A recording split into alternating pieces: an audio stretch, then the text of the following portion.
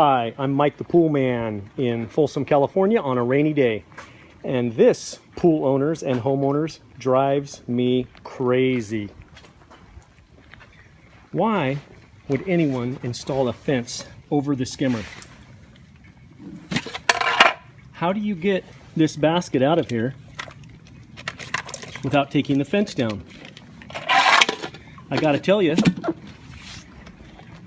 I can't have my employees taking the fence down just for liability reasons. They get distracted, they don't buckle it back up, a child goes through and drowns.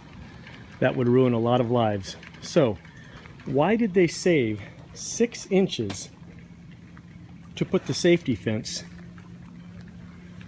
over the skimmer? It just doesn't make sense. They could have easily extended it out here another 6 to 12 inches,